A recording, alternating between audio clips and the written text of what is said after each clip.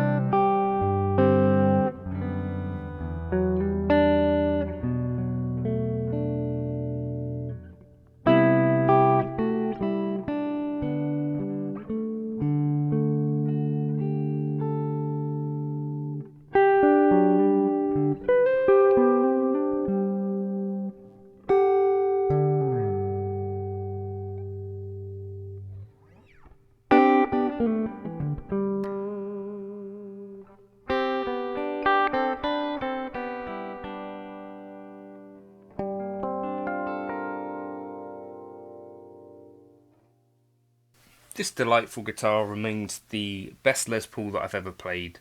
Probably one of the best guitars that I've ever played. And is one of the things which, I wanted to play it again. So the first time I played this at home, belongs to my good buddy Jake Loosemore. Check out his Instagram and also his YouTube if you want to check out some tasty playing and some awesome gear. I borrowed this on something like the 13th of February last year, which was kind of 2 weeks after Elodie was born. And I wanted to make this video because Elodie, this video today is the reason that you can't go to college. It's a video about a Gibson Murphy Lab. I wanted to give this a go again because since then I've kind of learned that for me personally, as I did a video on this yesterday, I feel like something about the Gibson thing for me, and I was chatting to Keith around this, and he was talking about this idea of iconography, and a symbol in a society means more when it's been around for longer, essentially. The symbol of the Les Paul with the Gibson headstock is kind of the thing for me, and the thing that some of my favourite guitar players early on were playing, Gary Moore specifically, Scott Gorham, these kind of players. And yeah, so I think that's part of what attracts me to this kind of guitar. Of course, it's fantastic looking. At the time, it spurred me on to kind of get tempted by the Gibson custom shop thing, and I did end up buying and then returning an R8, which I'm still yet to do a video on, but one day I will, I promise. So yeah, also since then, I've kind of seen a bit more about the Murphy Lab process, and this one was lucky enough to dodge Tom Murphy's rail spike of doom. This is a lightly aged one. I don't know if I've got the spec sheet here. Oh, there is an Apple tag just in case I decided to stick this on eBay. Good job I spotted that.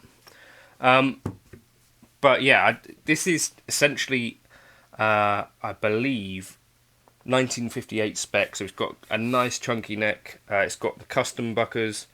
And yeah, lightly aged, so I'll give you a bit of a close-up of it.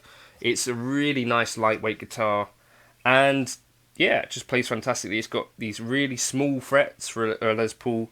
You'll notice that it's got smaller binding. That's the thing that actually the standards and so on, as well as some other kind of copy guitars, don't really do, which is that the older Les Pauls, I think, seem to have way smaller binding, as well as abalone, fake tortoiseshell dots along the side. So yeah, just a fantastic guitar. The one thing it doesn't have going for it that an actual vintage guitar would have is that the fretboard and binding kind of looks pristine. Having played now that 1965 SG of Francisco's, what happens over time is that basically you get kind of a lot of wear on the fretboard and kind of divots on these older guitars, which is obviously what this is trying to ape.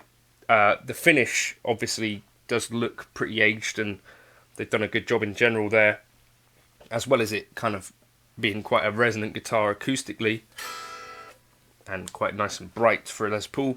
But yeah, you don't get that thing where the fretboards are kind of sort of really rounded off and there's no kind of playing wear. Whereas gradually with fingers you get wear patterns that are sort of a little bit like scalloping on an actual guitar. It's got a nylon nut as well, which is one other thing that many Les Paul type guitars these days would come with either plastic or bone, but nylon is supposedly the right spec. But yeah, really cool guitar, and I wanted to play it again. I'm going to do a video comparing it to the Les Paul standard that I've got from 2002.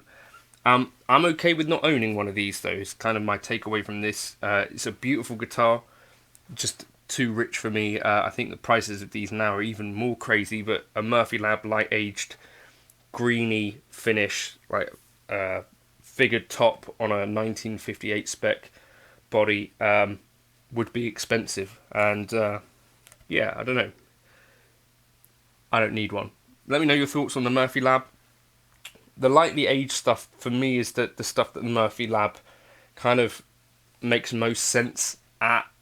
For me, now that I've seen how they are made, the heavier age stuff to me just seems a little bit bonkers, especially as you pay more to get a more relic guitar, and I personally don't really think you need to do that because these guitars are going to age pretty quickly anyway, because it's quite a light finish which is very prone to checking and stuff.